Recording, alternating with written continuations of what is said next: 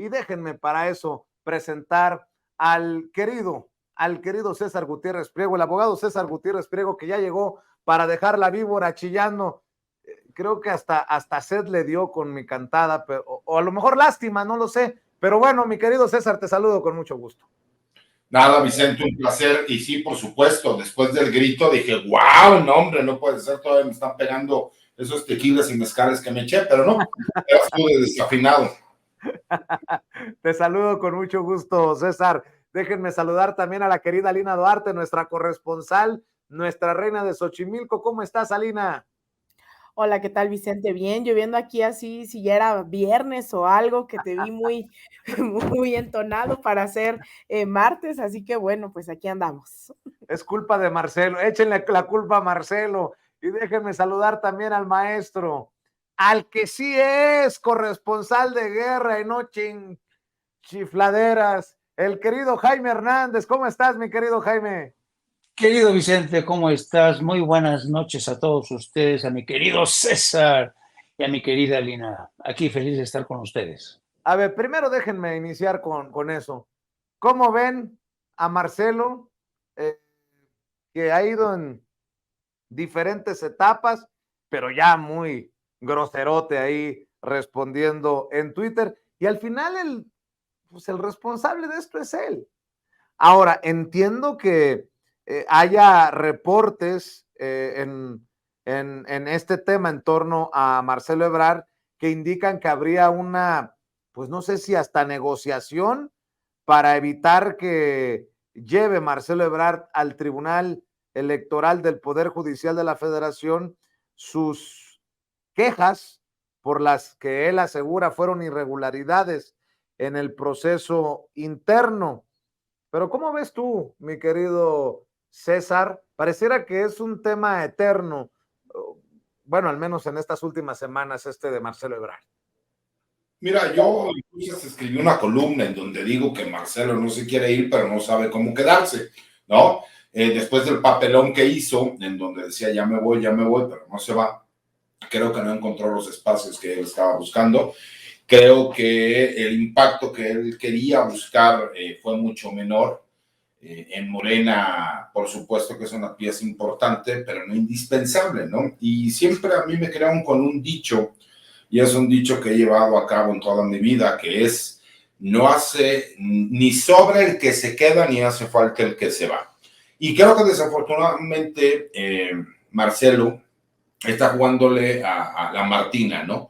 Dice que sí, pero no dice cuándo, pero dice que sí, sí se queda, pero no dice cuándo, dice que sí, sí se va, pero no dice cuándo. Y desafortunadamente creo que lo único que está haciendo es ponerle suspenso y estar jugando con una situación que lo único que hace es verlo mal. ¿Por qué? Porque creo que incluso los espacios que él buscaba que se le pudieran abrir no se abrían, ¿no? Por el frente, pues imagínate, tendría que ir estar bajo las órdenes de otra señora. Ya ves que se le achaca mucho esa frase de no nos vamos a poner bajo las órdenes de esa señora, ¿no? Y por el lado de Movimiento Ciudadano, pues obviamente el gobernador Samuel García ya levantó la mano y pues obviamente él trae derecho del tanto, podríamos decirlo, ¿no? Porque él sí pertenece a Movimiento Ciudadano, trae cierta fuerza en algunas regiones del país y él tiene la convicción de que podría dar la sorpresa o por lo menos competir por el segundo puesto. Y de acuerdo a lo que dicen estos últimos números de las encuestas que se han sacado, pues parecería que él está mucho más cerca de estar en el segundo lugar que incluso Xochitl Gálvez. Entonces creo que eso es lo que está sucediendo con Marcelo. No sabe cómo quedarse. Yo sigo pensando que él quiere vender caro su amor. El problema es que al querer vender caro su amor, ya no sabe cómo justificar el irse o el quedarse.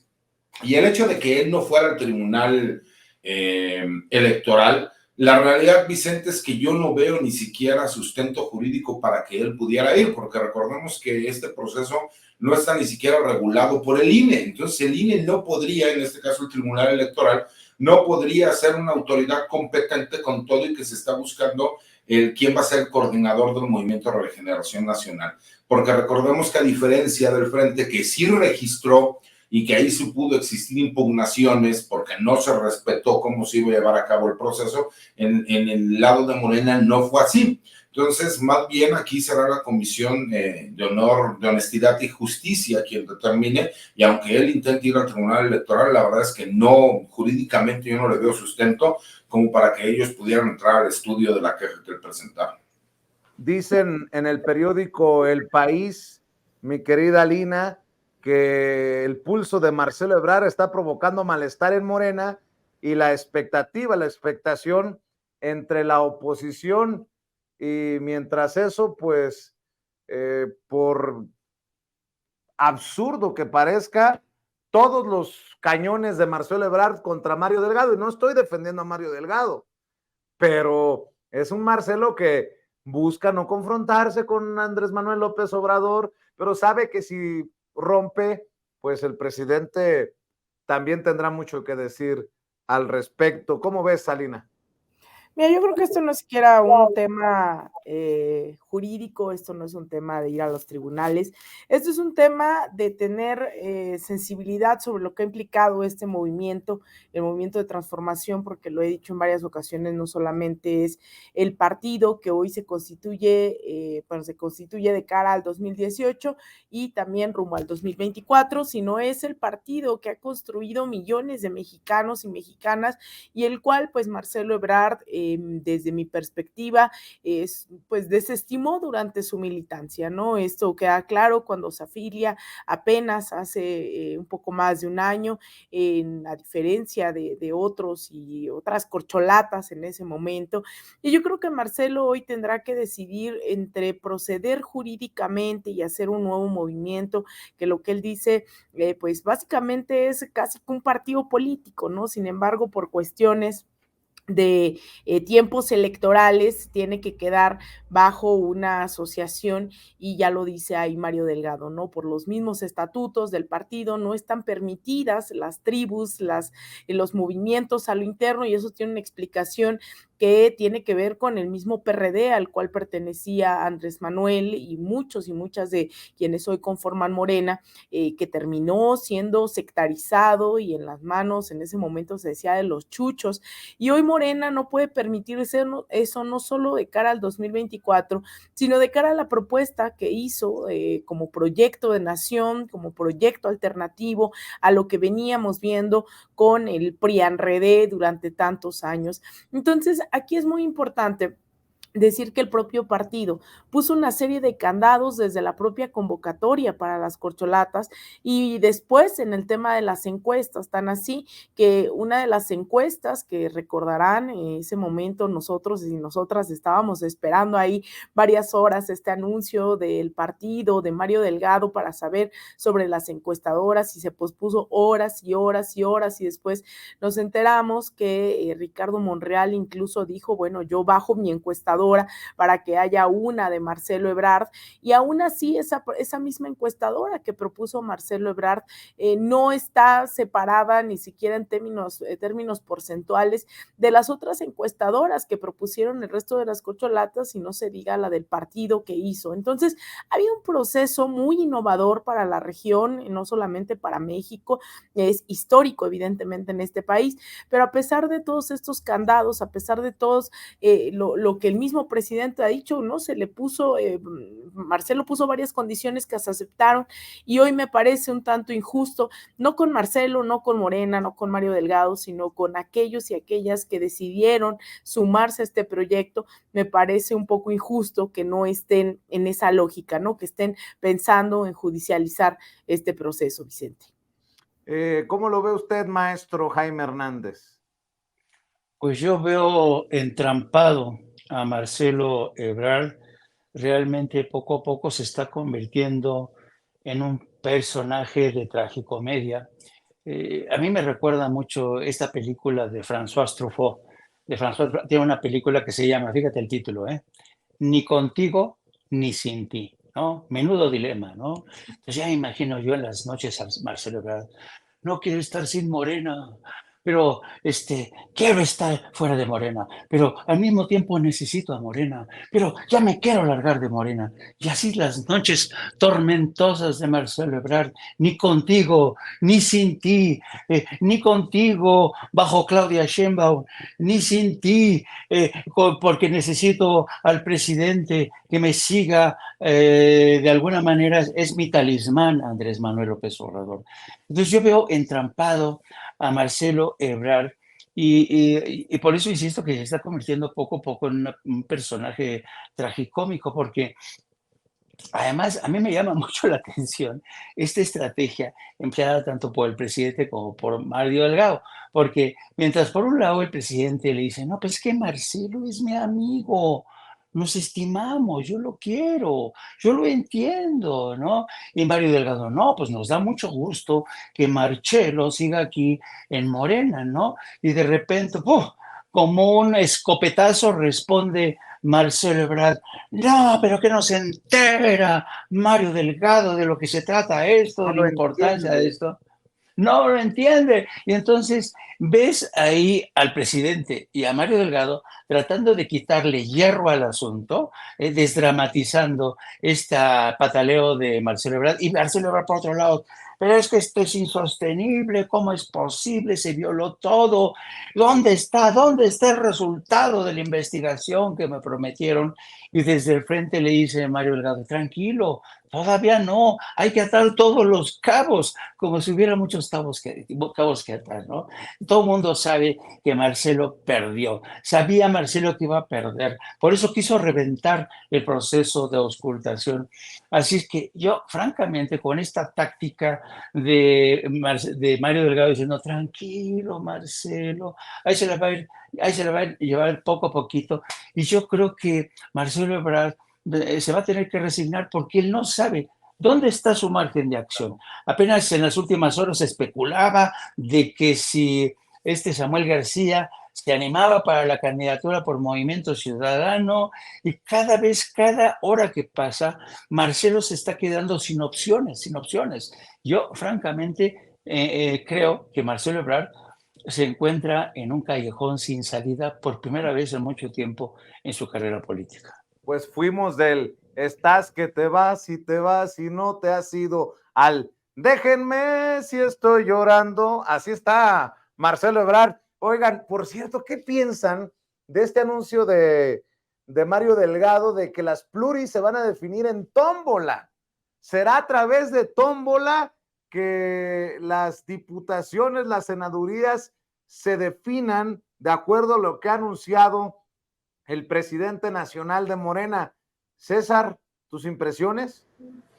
Pues que la vida es una tómbola, mi querido Vicente, ¿no? Mira, recordemos que no era la primera vez que se manejaba así, ya se había dicho desde hace 5 años que muchas de estas plurinominales, o la gran mayoría de ellas, serían mediante sorteo, ¿no? Recordemos cómo se terminó designando a los consejeros del INE. Y por supuesto que aunque la Constitución se utiliza, ¿no? ¿Cuál es la forma como se tiene que llevar a cabo? La realidad es que es una tómbola. Y creo que de alguna forma le estás dando grandes posibilidades a las personas que forman parte del movimiento y a los simpatizantes sobre que no va a haber el famoso dedazo, porque ¿qué es lo que nosotros vemos aquí? ¿No? Creo que valdría la pena el que para las personas que tienen méritos pudieran acceder a esas posiciones, pero terminaría pasando, Vicente, que veríamos exactamente a los mismos personajes como en el PRI, el PAN o el PRD, donde son siempre los mismos diputados, son siempre los mismos senadores. Creo que de alguna forma, al formar parte ya del movimiento, habrá personas que van a aspirar por medio de la encuesta a ir a un cargo de elección popular, y aquellas personas que no, pues tendrán la posibilidad por medio de una tómbola. Yo en lo personal, aunque creo que no es lo más correcto, y al referirme a correcto me refiero a la meritocracia que pueda hacer un personaje para poder recibirlo, creo que de alguna forma en una democracia en donde no importa que una persona, porque nunca vamos a comparar a un joven de 18 años, por ejemplo, a lo mejor con una persona con una carrera ya dentro de la política, pues por supuesto que no tendría oportunidad el joven. En cambio, de esta forma, creo que sí tendría la oportunidad para poder ser representante popular. Y el único problema será que a lo mejor habrá personas que no tengan los conocimientos básicos como legisladores para poder participar, pero pues creo que de alguna forma es lo más justo que podría darse. Ahora sí, como inicié el comentario, la vida es una tómbola, ¿no? Y pues hay que jugarla. Ahora sí que hasta Lina y yo podríamos tener posibilidades ahí en el partido. Híjole, híjole. Mi querida Lina, por tómbola las pluris, dice Mario Delgado. Bueno, ya ahí vamos a ver, le voy a preguntar sus consejos a mi abogado. No, yo creo que esto tiene que ver justo con una demanda de la militancia, ¿no? Que esto es, se ha hablado mucho de los acuerdos tras bambalinas, de los acuerdos cupulares, y esto responde a una forma de democratizar. Yo no sé si Mario Delgado ahí mencionó, pero recordarán que justo uno de los requisitos para cualquier aspirante a candidaturas de elección popular, sean ediles, sean alcaldes, gobernadores, tienen que tomar incluso un curso básico que está impartiendo también el Instituto Nacional de Formación Política, son cerca de una veintena de sesiones, algunos requisitos, pero bueno, hay alguna serie de candados para que también haya un piso básico para el momento en el que la gente se candidatea. Y esto pues ha sido, yo insisto, creo que uno de los principales pleitos, por así llamarlo, dentro de la militancia, porque no corresponde, de acuerdo a muchos pues, militantes en los estados, en diferentes partes del país, los esfuerzos que se han impulsado de manera colectiva desde las bases con quienes terminan representando, ¿no? Y lo digo que esto no es la primera vez que van a funcionar así, esto de la tómbola ya ha funcionado en otras ocasiones, tenemos diputados federales, diputadas que así fueron electas por la parte de la insaculación, así que yo creo que esto es un mecanismo de democratizar y eso no evita que también tenga que haber cursos permanentes, formativos y sobre todo reuniones, ¿no? Entre las dirigencias y las bases, que no se olvide que esta que también es una demanda muy común, que de repente se desaparece la gente una vez que llegan a su candidatura o que logran algún espacio de toma de decisiones, pues ya no vuelven a las bases que le otorgaron el voto popular. Entonces, eso también no tiene que evitarse, no tiene que obviarse. De hecho, las bases tendrían que tener también claridad en que una cosa es quienes levanten la mano y la otra el deber también de la ciudadanía de exigirle a esos y esas representantes populares cumplir con sus deberes y no soltarlos, ¿no? Porque eso también pasa mucho, que en una democracia representativa creen que votar ya eso los exime de organizarse, de formarse, etcétera, y eso pues también permite que se burocraticen los movimientos, los partidos, o que se tomen decisiones alejadas de la población. Así que ese es uno de los grandes retos, Vicente, de que se enfrentan no solo Morena, sino los partidos, las organizaciones y los movimientos de izquierda en la región. ¿A ti te gusta la idea de la tómbola, mi querido Jaime? No, la verdad es que no me hace mucha gracia, pero por una razón que va más allá del método. Y me refiero que yo creo, soy de las personas que creen que no, incluso no debería de existir la figura del plurinominal. Y claro, eso no depende de Morena, eso depende del sistema electoral, del tipo de legislación que se ha dado para sí. Yo creo que los plurinominales, por ejemplo, en Italia había un exceso de diputados, muchos de ellos con esta más o menos, con esta misma función de los plurinominales, y la verdad es que representaba un costo demasiado exagerado para el Estado. Se los volaron, los quitaron, los eliminaron y no ha pasado nada. Yo creo que los plurinominales, la creación, el origen mismo y el sentido de los plurinominales invita a ¿sabes?, a su mala utilización, porque se presta mucho al mercadeo en la cúpula para decir, pórtate bien conmigo, yo te voy a dar una plurinominal, no vas a tener que pasar por las urnas. No, a mí eso, la verdad, ese trasunto no me gusta mucho. Yo creo en el voto directo, yo creo en que aquellos candidatos que quieran ser diputados tienen que someterse a las urnas. Creo que esta solución de Morena, teniendo las cosas, siendo la realidad como es, pues me parece un paso en el sentido correcto, aunque también creo que todos los partidos tendrían que tener cierta cuota de plurinominales para negociar, porque, por ejemplo, hay gentes que realmente son muy valiosas y posiblemente no llegarían a la Cámara a través de las urnas, ¿no? Y sin embargo el partido los necesita. Entonces, pero resumiendo, yo, la verdad, para no meterme en este rollo, de qué hacemos con los plurinominales, yo de plano soy de la opinión de que se eliminen los plurinominales. Para mí sobran los plurinominales porque además, insisto, la figura del plurinominal se presta para mucho chanchullo. Bueno, pues ahí está otra opinión en este espacio libre como el viento. Mi querido César, vamos a entrar a tus terrenos. Este poder judicial ya descarado, sirviendo al prianismo, a pesar de que Juan Collado va a continuar en prisión, pues ha sido apoyado, ha sido ayudado por jueces corruptos. Una cosa es que lo ayuden y otra cosa es que vaya a terminar saliendo de prisión, pero hoy fue el día en que el subsecretario de Seguridad y Protección Ciudadana, el general Luis Rodríguez Bucio, también exhibió al juez que ordenó la suspensión del procedimiento contra Emilio Lozoya, uno de los procedimientos contra Emilio Lozoya, o sea, en otras palabras, este poder judicial podrido y sigue la mata dando, César. Pero fíjate, Vicente, yo lo he dicho hasta el cansancio, ¿no? Por supuesto que sí hay jueces de consigna y jueces corruptos, lo sabemos, pero alguien ha tenido la oportunidad de revisar cómo han sido las audiencias, alguien ha tenido la oportunidad de revisar toda la documentación. En el caso específico de Lozoya, yo te puedo decir que ha habido pifias por parte de la Fiscalía General de la República. Y hay que entender algo muy claro. Este juicio que se suspende contra Lozoya fue por una situación inédita, que es, le están solicitando una reparación del daño, pero hay un coacusado, el cual ya llegó a un convenio para realizar un pago de $200 millones. Recordemos que la mayoría de las pruebas de la Fiscalía General de la República se declararon ilegales por la forma como se ofrecieron.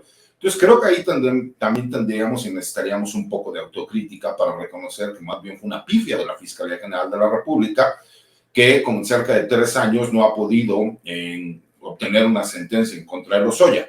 En el caso de Juan Collado, por ejemplo, ahí por supuesto que se le dieron beneficios que son, pues estos beneficios para apoyarlo a que él no tiene una prisión domiciliaria como tal, no llegaron a ese grado de cinismo, pero lo que hicieron fue darle la oportunidad por un supuesto estado de salud grave, el que él pudiese estar en un hospital, ¿no? Al sur de la ciudad, altamente lujoso, en donde él tiene una suite, se pueden andar paseando por ahí, las personas que se puedan dar una vuelta lo podrán ver, anda como si nada, y la verdad es que no sabemos ni siquiera si existe un aparato, ¿no? Por parte de la Fiscalía General de la República, de la Guardia Nacional o de quién, que se encarga de la custodia. Si bien es cierto, en este caso el juez federal es quien determina, ¿no? La modalidad y la forma, pues se supone que si una persona se encuentra con un estado grave de salud, pues no se podría andar paseando por un hospital, ¿no?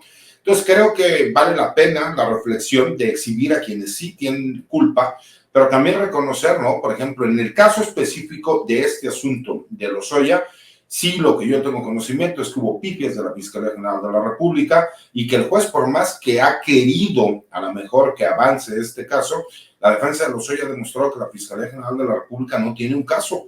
Entonces, si bien es cierto, existe un pleito entre el Poder Ejecutivo y el Poder Judicial, donde el Poder Judicial se ha querido subir al ring, ¿no? Y parecería, te voy a poner otro ejemplo rápido, ahorita hace unos minutos acaban de vincular nuevamente a proceso a Uriel Carmona, fiscal del estado de Morelos, por el delito de tortura.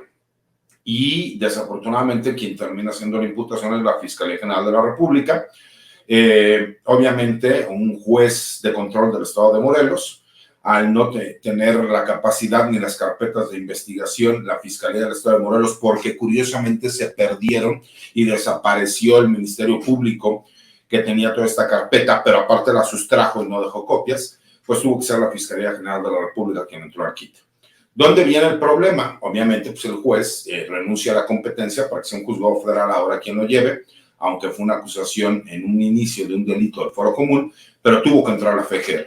Y veremos nuevamente que muy probablemente un tribunal terminará determinando que no, otra libertad a favor de Uriel Carmona, por el simple hecho de que sí se reconoce que hasta el día de hoy sigue siendo fiscal general del estado de Morelos, porque no hay un nuevo fiscal y porque todavía no se cumplen los 60 días que contempla la Constitución del estado y la ley orgánica de la Fiscalía del estado de Morelos.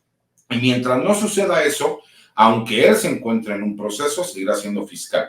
Y entonces veremos cómo nuevamente un tribunal dirá, recordemos que se reconoció que él tiene fuero constitucional, que aquellos delitos del orden federal no puede ser juzgado. Y entonces nuevamente saldremos a decir que los jueces son corruptos. Y en ese caso en específico, como el de Lozoya, no se puede dar esa situación porque la ley es muy clara. Entonces creo que sí necesitamos también ciertas áreas de oportunidad y reconocer, ¿no? Que no es lo mismo el caso de Juan Collado que las pifias que han sucedido en el caso de Lozoya. Ese es mi punto de vista como abogado, mi querido Vicente. Claro que sí. Y también escuchamos las opiniones de Alina, aunque hay que decir, Alina, todo el mundo anda muy dolido porque el presidente no invitó al Poder Judicial, sobre todo, ¿no? Al Poder Judicial en representación de Norma Piña al desfile militar por la independencia de México. En lugar de verdaderamente investigar, de hablar de estos temas, ¿por qué el presidente maldito no invitó a Norma Piñal? Ah, no, esa es la parodia de Jairo Calixto en Operación Mamut. A Norma Piña, la presidenta de la Suprema Corte, al desfile. Así las cosas también con esta prensa defensora de intereses, quién sabe de quién, mi querida Lina. Yo creo que deberíamos de tener a Jaime más bien a Jairo, perdón, contestando aquí en nombre de Norma Piñal. El Poder Judicial hoy a mí me parece primero maravilloso que haya una sección destinada en el caso de la mañanera, ¿no? En el cual se hable de esta cero impunidad y que se le pongan nombres y apellidos a quienes han estado lucrando con la justicia, a quienes la están obstaculizando, a quienes defienden esos intereses, y hoy sepamos que son esas fiscalías, la Fiscalía General, que son ellos, ¿no? Porque mucho hablan de que el presidente no respeta la división de poderes, cuando en realidad hay tan así respeto que estos malhechores andan haciendo de las suyas absolutamente todos los días, y la prensa ahí no pone el acento, no son los titulares de Alarraqui ni de Grupo Fórmula.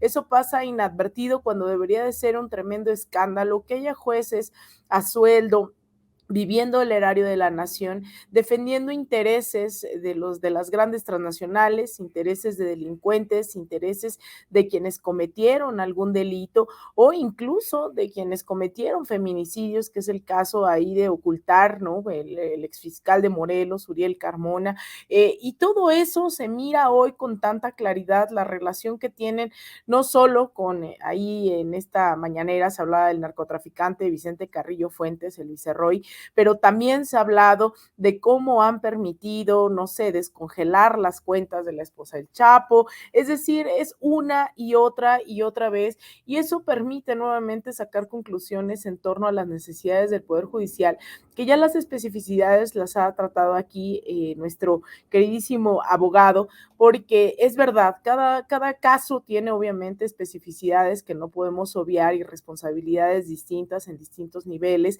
Sin embargo, hay una constante, que es un Poder Judicial que estaba acostumbrado a trabajar en lo oscurito, con un montón de dinero de por medio, con todos los privilegios, haciendo uso del erario a diestra y siniestra, y hoy empezamos a desmantelarlo. Yo no creo, Vicente, que esto vaya a costarnos 1 año, 2 años, que vaya a tardar el próximo sexenio. Yo creo que es de las cosas que está más enraizados los intereses de ciertas oligarquías, que vemos cómo los Claudio X González, las Xochitl Gálvez hacen uso de todas las estrategias a su alcance para impedir que se hable de ella en la mañanera, para interponer demandas o todo tipo de recursos en contra de todos los megaproyectos de la Cuarta Transformación, etcétera, etcétera. Entonces, ahí hay algo que hay que seguir evidenciando y que habrá que tomar conciencia de que reformas como estas pues van a requerir esto que dice el presidente, el plan C, ¿no? Que es una, más allá de la tómbola, que también eso es importante y por eso les decía, se tiene que sentar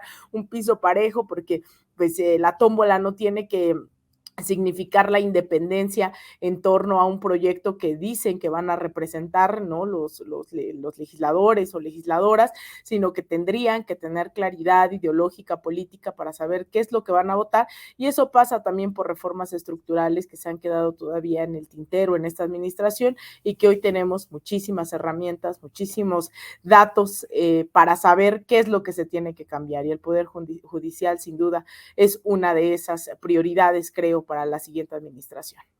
Y por cierto, le siguen saliendo cosas extrañas a la Suprema Corte de Justicia de la Nación, que clases de boliche y no sé qué otras madres, dinero, están pidiendo más dinero para el próximo año en el Poder Judicial, y en la Suprema Corte de Justicia de la Nación, ahora investigación, tengo entendido, de sin embargo, así como lo han hecho los colegas de Contralínea, empiezan a salir gastos absurdos, pero bueno, será harina de otro costal. A lo mejor yo soy muy mal pensado, soy muy mala leche. Mi querido Jaime, también escucho tus opiniones.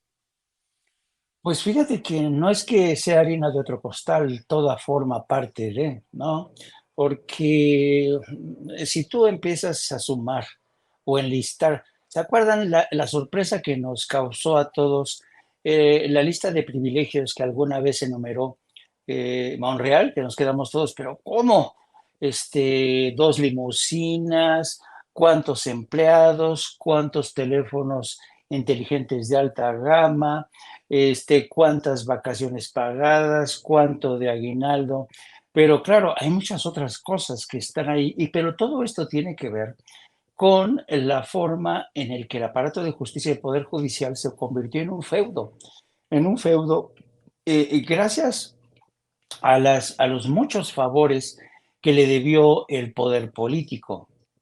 Desde la época de Salinas de Gortari, desde la época, es decir, no es un secreto que personajes que llegaron directamente a la magistratura, por ejemplo, el caso de Eduardo Medina Mora, ¿por qué llegó ahí?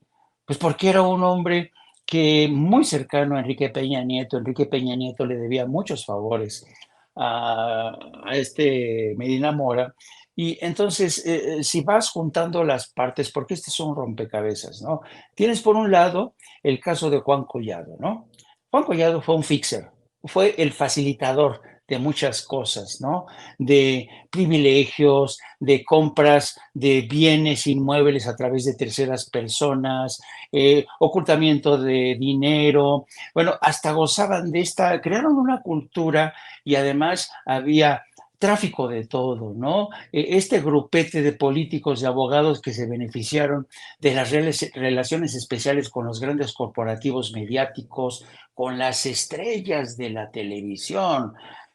La mujer de Juan Collado, ¿quién es? Una ex actriz de Televisa. En fin, toda esta cultura de lo que es el famoseo, los famosos, los ricos y famosos, todo ese glamour que rodeó y este glamour que permitía esconder toda esta mierda que vea por debajo, los pactos, los acuerdos entre políticos. Pero esta es una cultura que viene desde hace mucho tiempo y quizá el antecesor de Juan Collado pues es Diego Fernández de Ceballos, uno de los hombres más ricos del planeta. Y además tienes dos problemas. Tienes por un lado, como ha señalado el presidente López Obrador, la cultura de una abogacía, y esto César lo sabe perfectamente bien, la cultura de unos abogados que ya están acostumbrados, ¿no? A suerte de trueque de intereses, de yo te ayudo con esto, pero tú me ayudas con lo otro, ¿no? Y ¿cómo podemos favorecer a fulanito? ¿Cómo podemos arrancarle un amparo para que de esta manera beneficiar a nuestro amigo? Todo se maneja así, es una mafia. Y luego tienes a una magistratura que se ha aprovechado precisamente de toda esta promiscuidad que ha habido, de esta extraña relación, más bien con esta relación tan malsana con el poder político, y el poder político les ha dado de todos. Bueno, yo cuántas veces he mencionado que la Suprema Corte de Justicia de la Nación tiene hasta un canal de televisión. O sea, yo no conozco una Suprema Corte en el mundo que tenga su propio canal de televisión. Por cierto, un canal de televisión en el que es un, Dios mío, es un muermo. Ahí tiene programas y entrevistas de especialistas en leyes que son aburridísimos, pero tienen su canal de televisión. No, tienen canales de televisión, tienen unos privilegios impresionantes, se dan el lujo de tronarle los dedos a muchísimos miembros del Poder Legislativo. ¿Por qué? Porque esa ha sido la cultura que ha permeado en el seno de la Suprema Corte y en la cultura de la abogacía. Realmente, como alguna vez recuerdo que platicábamos, mi querido César y yo, decíamos, bueno, no puedes generalizar, porque todas las generalizaciones, incluida esta, es equivocada, ¿no? Pero ciertamente hay en el Poder Judicial y en el mundo de la abogacía esta cultura que permea, ¿no? Que lo ha descompuesto todo. Y eso no se resuelve, como bien decía Lina, en 6 años, durante un gobierno. No. Yo creo que el Poder Judicial y la práctica del mundo de la abogacía necesita un cambio radical, pero este cambio radical, insisto, no llega de la noche a la mañana.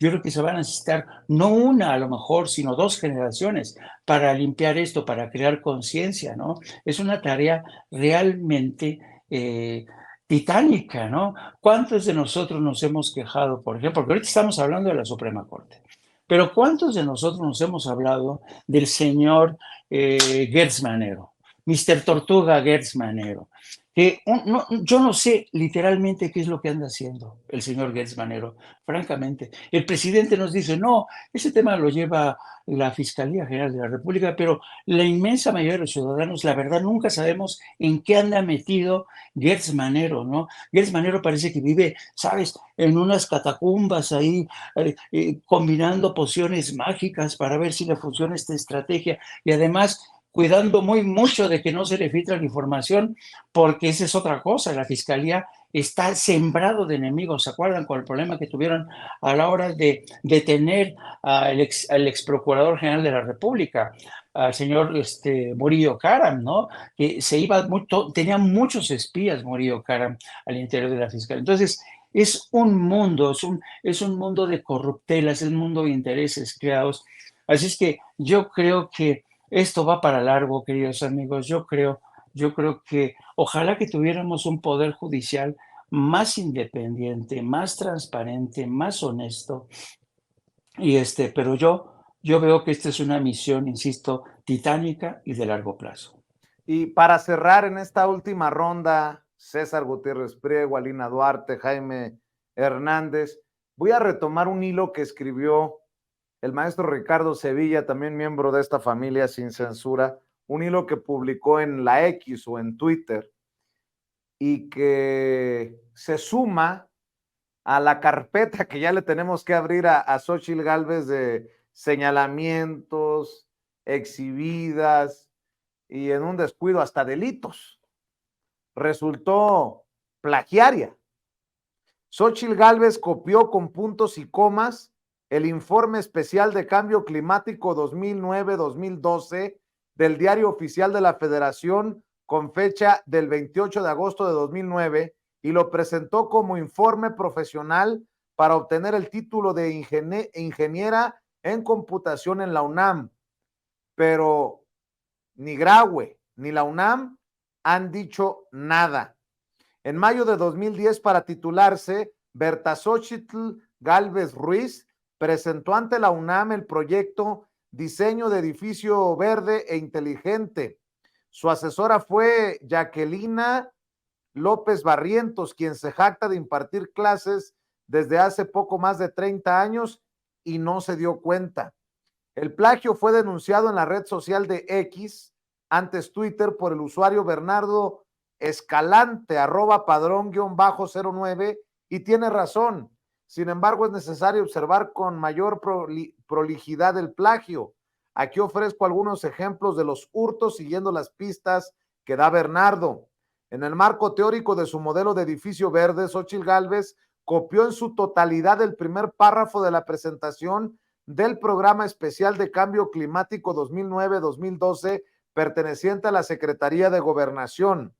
El texto aparece sin ninguna variación en la página 9, pero el plagio de Xóchitl no solo incluye apropiaciones del Diario Oficial de la Federación, de la Secretaría de Gobernación, sino también de textos extranjeros. Prueba de ello es un fragmento que copió íntegramente del trabajo de graduación previo a la obtención del título de magíster en telemática de un alumno de la Universidad del Azuay. El texto que Xóchitl plagió pertenece a Marcelo Enrique García Rodas, quien en 2008 presentó el trabajo de graduación previo a la obtención del título de magíster en telemática. Una vez más, Gálvez transcribió el texto sin cambiarle una sola frase. Y aquí surgen varias preguntas. ¿A qué hora saldrán a condenar el plagio en la UNAM y en Latinus? ¿Buscarán quitarle el título? Enrique Graue, Guillermo Sheridan, El Universal, Milenio, ¿harán una campaña contra Gálvez como lo hicieron arteramente contra Yasmín Esquivel? De hecho, Marco Levario Turcot, el director de la revista Etcétera, también publicó, para que vean que no solamente Ricardo Sevilla, colaborador de Sin Censura, ¿no? Dice, el trabajo mediante el cual Xóchitl Gálvez logró su título como ingeniera en computación contiene abundantes plagios y citas incorrectas, así como una bibliografía incompleta. Lo escribe el director de la revista que se ha convertido en la cueva de los malandros prianistas, defensor de prianistas, nada más para que quede claro. La cuenta afín al obradorismo a nombre de Bernardo Escalante publicó este martes un hilo en X con capturas de pantalla comparando numerosos fragmentos de su trabajo de titulación ante la UNAM y las fuentes originales. La revista Etcétera constató que la información difundida por esta cuenta es correcta y encontró los plagios mencionados. Cabe señalar que los propagandistas de Morena de inmediato retomaron el tema, a diferencia de cuando Etcétera reveló los plagios cometidos por Delfina Gómez en su tesis de maestría. Son los mismos que defienden a la plagiadora Yasmín Esquivel. Bueno, esa es harina de otro costal y se puede debatir, pero aquí a lo que me refiero es al plagio de Xóchitl Gálvez. La titulación se hizo bajo la modalidad de informe de actividades profesionales. El trabajo se presentó ante la Facultad de Ingeniería de la UNAM en 2010. El informe titula Diseño de edificios verdes e inteligentes y cita como asesora a la profesora María Jaquelina López Barrientos. Además de párrafos copiados textualmente, hay deficiencias metodológicas graves en los criterios de citación, así como en las referencias finales. Los plagios recurren al uso común de cambiar palabras del texto original sin modificar lo central, de modo que a pesar de las pequeñas variantes, se considera una copia. Y bueno, da 5 ejemplos. Al final del informe se encuentra una bibliografía que no contiene la totalidad de los documentos usados. ¿Qué tan relevante o no rumbo a la carrera presidencial es que resulte una plagiaria la candidata del Frente Amplio opositor? Te pregunto, mi querido César, tu opinión. Mira, Vicente, la verdad es que no me ha tocado nunca interactuar con este periodista. Yo puedo no estar de acuerdo con la gente, ¿no? Y el trabajo periodístico que una persona pueda realizar se tiene que reconocer, estés de acuerdo o no con su línea editorial. En el caso de Ricardo Sevilla, quien me consta que incluso la UNAM lo ha querido silenciar por parte de las publicaciones que él realiza, porque también por ahí ya tuvimos la oportunidad de ir a un juzgado porque le estaban pues poniendo medidas para que no hiciera publicaciones sobre ciertos temas que involucraban a la UNAM y que tuvimos la oportunidad de revertirlo. La realidad es que quisiera yo ver a todos estos medios de comunicación que atacaron de forma tan sensacional a la ministra Yasmín Esquivel, pues hacer lo mismo, ¿no? Cuando en este país hablamos de la desigualdad, nos referimos a todo este tipo de situaciones también, porque qué casualidad que cuando quieren atacar a una persona, yo lo viví en carne propia, inventan 10,000 historias y de las historias inventadas sacan más historias, ¿no? Me tocó vivirlo en su momento con mi señor padre. Ahora vemos que no toca ni con el pétalo de una rosa a Xóchitl Gálvez. Y yo creo tal vez que es por el hecho también de que su candidatura se desinfló demasiado rápido, Vicente. Eso me hace pensar, ¿por qué?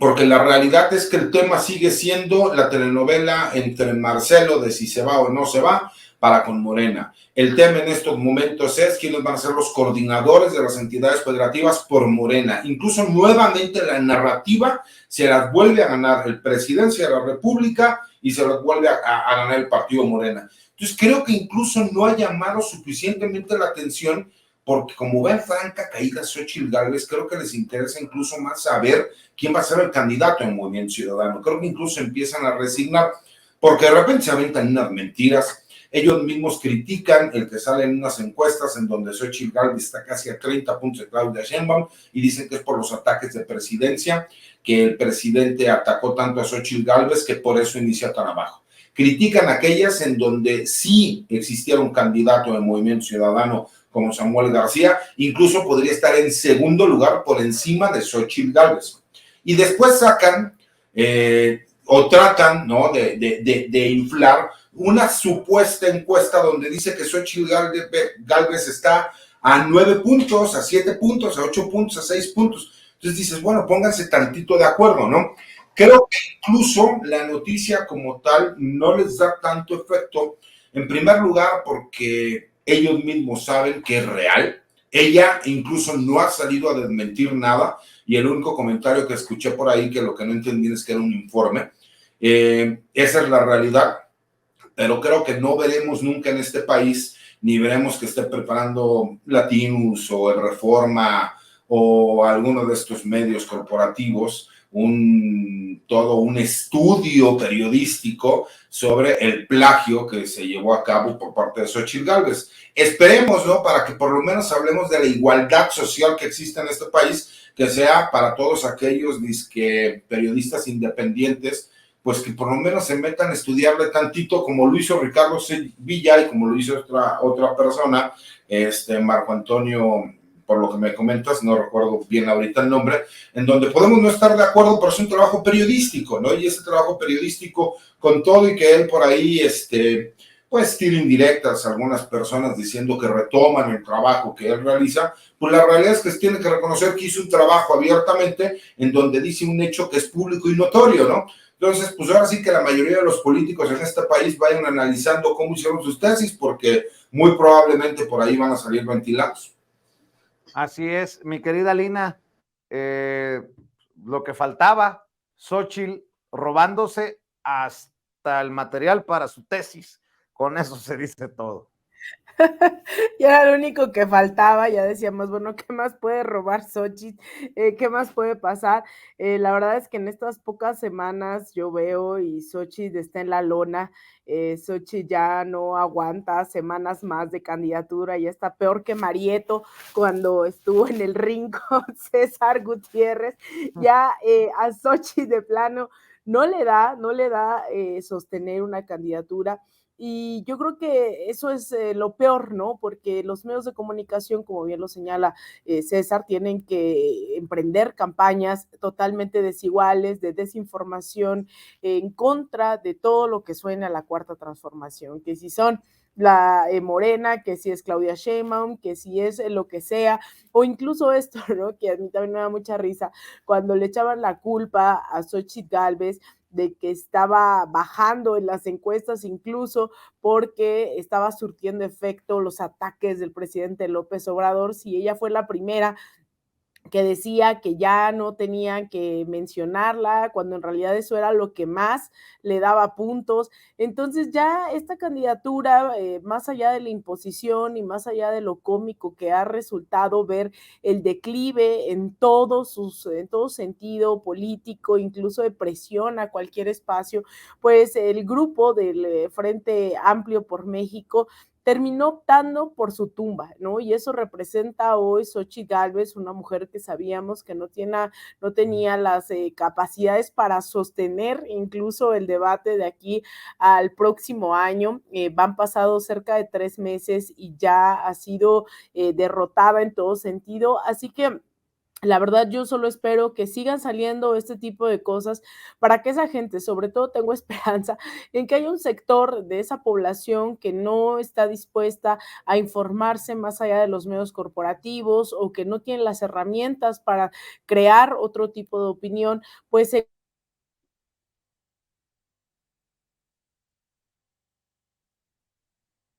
Bueno, desafortunadamente hemos perdido la conexión con la querida Alina Duarte. Mi querido Jaime Hernández, voy contigo para que me des tu opinión. Bueno, antes de ir con Jaime, ahí está. a ver, Alina, ahora sí. Se estaba cortando. Pues eso, Xochitl representa a los mismos de siempre, a esas empresas inmobiliarias, a esos medios de comunicación, a esos Claudio X, a ese Frente Amplio que dijo que iban a tener una nueva cara, que iban a ser demócratas y resultó ser exactamente lo mismo. Entonces, lo de la tesis, ya no sé si es la cereza del pastel, porque cada semana vuelvo a decir que es la cereza del pastel y vuelve a salir algo más. Entonces, bueno, espero que Xochitl se retire a tiempo de esto y que, pues, no sé si el Frente Amplio quiera seguir con este teatro, pero bueno, yo creo que en este desespero definitivamente Xochitl va a tomar alguna decisión, o eso quiero creer, porque ser el ridículo nacional, pues también no es sostenible a largo plazo. Ahora la pregunta es, ¿exigir que le retiren el título o no a Xochitl Gálvez? Porque todo parecerá como venganza política. Mi querido Jaime Hernández, escucho tus opiniones. Pues mira, en resumidas cuentas, yo creo que, visto lo visto, Xochitl Gálvez ha demostrado ser no solamente una política chafa, falsa, embustera, sino ahora sabemos también que su titulación la consiguió mediante argucias. Mira, y además la modalidad para titularse, la modalidad de las varias que exigen para titularse en ingeniería, de todas las modalidades que existen, porque te puedes titular mediante una tesis o examen profesional, pero la modalidad que eligió Xochitl Gálvez es la de un informe que presentas de tu labor, de tu trabajo, de un proyecto, es que se llama un informe para que tú en ese informe hables de tu proyecto, cuál era el objetivo de ese proyecto, qué intentabas alcanzar, cuáles eran tus metas, tus objetivos. Bueno, y un informe realmente es muy sencillo, es un documento que se escribe en primera persona, detallando lo que fuiste. Entonces, no es un gran documento, no exige que realmente que tengas grandes luces para detallar lo que has estado haciendo con tu proyecto o con lo que tú quieres vender como algo novedoso, para que el jurado o la facultad te dé el título de ingeniera. No es un documento muy exhaustivo, no requiere de mucha investigación. ¿Y por qué digo esto? Porque tratándose de un documento tan elemental, tan sencillo, parece mentira que Xochitl Gálvez se haya tomado este atrevimiento de incluso copiar lo que es un documento que podrías haberte redactado, qué sé yo, en un fin de semana o en una semana, ¿no? Entonces, esta mujer ya desde entonces te habla de las trapacerías de las que era capaz Xochitl Gálvez. Y yo por eso creo que Xochitl Gálvez, imagínate tú por un momento, vámonos a Fantasilandia, imagina por un momento que Xochitl Gálvez llega a la presidencia de la República, ¿no? Dices, hijo, mano, qué miedo, qué miedo. Esta mujer que ha llegado hasta donde está a base de trucos, de embustes, de trampas, de tranzas. Yo, francamente, eso queremos para México. Queremos que, porque, claro, cuando viene aquí la gente que traen la derecha conservadora, como cuando se trajeron al analista David Ignatius del New York Times, y al pobre desgraciado lo engañaron, peor que a un chino, se lo llevaron a cenar a un restaurante y le dijeron, no, es que Xochitl Gálvez es una mujer que surge de los campos yermos, polvorientos del mezquital, andaba descalza Y entonces el David Ignatius, que se supone que es uno de los más respetados columnistas del New York Times, se la traga esa, imagínate, ¿no? Y entonces uno dice, no, francamente, yo creo que Xóchitl Gálvez ya se desinfló, yo creo que no llega, se ha ido desgranando poco a poquito a golpe de escándalo, ¿no? A golpe de escándalo. Y esto, insisto, a mí me vuelve otra vez a sorprender la capacidad tan increíblemente ingenua de Claudio X González y toda la gente que respaldaron a Carlos Salinas. ¿Por qué no se elaboró una investigación de la propia Xochitl Gálvez, como hace en el sistema político estadounidense? Todo candidato tiene que ser investigado, si no, no lo presentan. Entonces yo creo que aquí a alguien se le olvidó investigar a Xochitl Gálvez y no se dieron cuenta que la mujer era un saco lleno de sorpresas, de trampas, ¿no? De alimañas. Entonces, yo creo que realmente esto ya tendría que preocupar a la gente de Claudio X González, pero, no hay que subestimar. No hay que subestimar a los columnistas, a la gente de Televisa, porque ¿se acuerdan cuando en tercer grado este muchacho Genaro Lozano dijo que Xochitl Gálvez había cometido irregularidades con su casa? Bueno, se le echaron casi encima a Genaro Lozano en este programa de tercer grado. Así es que van a seguir tratando de ocultar las muchas problemas de Xochitl Gálvez bajo el huipil, van a tratar de silenciar cualquier crítica porque tienen la esperanza de que así ella avance poco a poquito.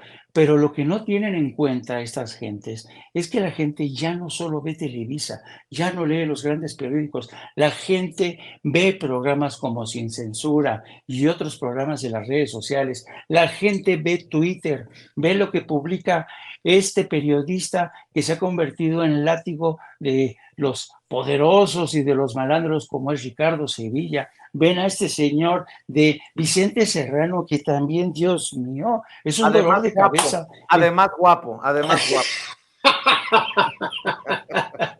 Efectivamente. Oye, y Entonces, te quedaste imagínate. cortito. Xochitl Gálvez, al paso que va, se va a convertir en la versión mujer del saco de pus. Entendió el que entendió. Oye, Coincido. Jaime, ¿por qué no cerramos invitando a la audiencia a tus redes, a tus trincheras, maestro? Gracias, querido Vicente, como siempre, por tu generosidad. Me da un placer, como siempre, coincidir con mi gran amigo César Gutiérrez. Yo le puedo decir que es un gran chaval, porque la verdad es un gran chaval y un gran abogado. Y también puedo decir lo mismo de Alina, que es una gran internacionalista y analista. Me da mucho gusto coincidir contigo. Me pueden seguir a través de mis redes sociales en @JaimeJourno. Me pueden seguir también a través de mi programa que transmito todos los días de lunes a viernes a partir de las 14 horas y estoy inaugurando una columna que voy a empezar a escribir semanalmente y posiblemente se multiplique después a través de una plataforma que se llama Substack. Va a aparecer en mi cuenta de Twitter y esa columna tiene bajo el título de Todo es personal. Así es que busquen Todo es personal en mi cuenta de Twitter, que los dirige a las columnas que voy a empezar a escribir, donde voy a hablar de política, de periodismo, de todo, de todo. Por eso todo es personal, porque en esta época que estamos viviendo, porque antes te decían, oye, no es nada personal. No. Yo creo que ahora todo es personal. Un gran abrazo, querido Vicente. Y ya que reconoces a Lina como internacionalista, que hablas maravillas de César Gutiérrez Priego, yo sé que sigues agüitado porque Jordi Rosado no te invitó al programa de corresponsales de guerra, pero mi querido Jaime, nosotros sabemos de qué lado masca la iguana. Vas a ver. Sigue echando sal a la herida, sigue echando sal a la herida. Tú no te preocupes. Si no te invitó Jordi, aquí estamos entre amigos en Sin Censura. Ni falta nos hace, mi querido Jaime. Si la audiencia es la que sabe que el que ha arriesgado su vida, el que ha estado en el frente de batalla, eres tú. Y bueno, ahí que quede antes de que me meta en camisa de 11 varas. Mi querida Lina, ¿por qué no cerramos invitando a la audiencia también a tus trincheras? Muchas gracias, Vicente. Pues me encuentran todos los días aquí en Sin Censura. Ahora ando un poco más enferma, los fríos me tienen ya un poco colapsando, pero me encuentran todos los días aquí en Sin Censura y me encuentran también en X, en @Alina Duarte _, en Threads y en Instagram, al revés, _Alina Duarte, y también nos encuentran en De Raíz Media y en nuestra plataforma también, www.derraiz.media. Ahí estamos subiendo algunos contenidos, videos, cápsulas, y en nuestro canal de YouTube también nos encuentran así que vayan, suscríbanse, y mañana a ver si tenemos también la oportunidad, Vicente, de hablar de todos estos discursos que se están dando en la ONU. Está participando Alicia Bárcena, ahí nuestra canciller, en el marco de la Asamblea General que se realiza cada año, Gustavo Petro, Lula da Silva, así que bueno, mañana seguramente abordaremos estos temas, e incluso representando por Iztapalapa también ahí las utopías de Clara Brugada llegaron hasta la ONU por aportar, acabar con la desigualdad social, así que pues ahí espero que también podamos hablar de esto, y a mandarte un abrazo a ti, Vicente, a mis compañeros y obviamente a la audiencia de Sin Censura. Enferma, pero veo que estás en un restaurante que se llama, a ver, ¿cómo? El Cucharón. Ya te sirvieron, yo creo. Cucharón, es un póster, es mi casa. Escucharon. Yo pensé que era el Cucharón o algo así se llamaba. Porque se hacen las fake news, porque eso es mi casa. Mira, estos son pósters, les presumo. Ese es un póster de la campaña de Gustavo Petro y de Francia Márquez, otro justo de ahí del estallido social en Chile. Así que bueno, es mi colección de pósters que voy haciendo de campañas presidenciales y protestas multitudinarias. Maldita sea, ¿cuándo dejaré de ser mal pensado? Yo, escucharon y yo leí el Cucharón. Dije, qué buen nombre para el restaurante, el bar en el que está Lina. Bueno, te mando un abrazo, Lina. Mi querido César Gutiérrez Priego, querido abogado, qué bueno que hoy no me regañaste por alguna metida de pata como mi representante legal. Mejor cerremos en santa paz, invitando a la audiencia a leer tus columnas, a estar al pendiente de tus trancazos que subes en Twitter o en X, como se llama esa madre. Bueno, lo que pasa es que el día de hoy, afortunadamente, no te metiste en más broncas de carácter legal, por eso no tengo nada que opinar. Lo único que sí tengo que decir, yo coincido en el 99.9 de las cosas que dice Jaime. Es una persona brillante, inteligente, excelente corresponsal de guerra. Pero decir que tú eres guapo, por el amor de Dios, tenemos un compromiso con la verdad. Entonces, imagínate, si bajamos los estándares de calidad a ese nivel, no, pues no. Al rato el saco de pus va a pensar que él es galán de telenovelas y así la cosa. Entonces, bueno, creo que es lo único en que no estaría de acuerdo. En lo demás, Carolina es un excelente periodista internacionalista, sí, por supuesto. Y agradecerles, ¿no? A la gente que me sigue en mi cuenta de antes Twitter, ahora X o como chino se llama igual, que es @CésarGutiPri. Los martes que escribo columnas en La Silla Rota, los jueves que hago videocolumnas para el blog de Información Militar y Seguridad Nacional Campo Marte, que se suscriban a mi cuenta de YouTube, que es César Gutiérrez Priego, y algunas de las videocolumnas las estamos subiendo también a TikTok. Han gustado mucho y han estado saliendo bien. Y agradecer el tiempo que me dan para estar con ustedes todos los martes y poder platicar un poco de lo que sucede en el día a día de nuestro país, querido Vicente. Como ya sé que me dijo guapo a mí, no te dijo guapo a ti, váyase con sus celos. A ver, mi querido Vicente, sería pleonasmo decirme guapo a mí, mi rey. O sea, a ver, Pax, ¿no? Habemos muchos galanes dentro de la cuarta transformación y habemos muchos que son muchachos fifís. O sea, no me quito la camisa porque imagínate, o sea, le acabo el club de fans a que por cierto, el día de mañana a las 12 horas va a dar una conferencia de prensa a medios de comunicación. ¿Quién? Y ya sabremos, Omar García Harfuch acaba de sacar un comunicado donde el día de mañana a las 12 horas en un hotel allá en el aeropuerto, va a ser una recepción para medios de comunicación y ahí va a platicar con los diferentes medios de comunicación. Sabremos si sí tiene aspiraciones a la Ciudad de México o si continuará en la campaña de la doctora Claudia Sheinbaum. Válgame, pues estaremos al pendiente. Mi querido César, el guapo, el maestro Jaime y la reina de Xochimilco, Alina Duarte, muchas gracias por acompañarnos. Que pasen excelente noche. Cuídense.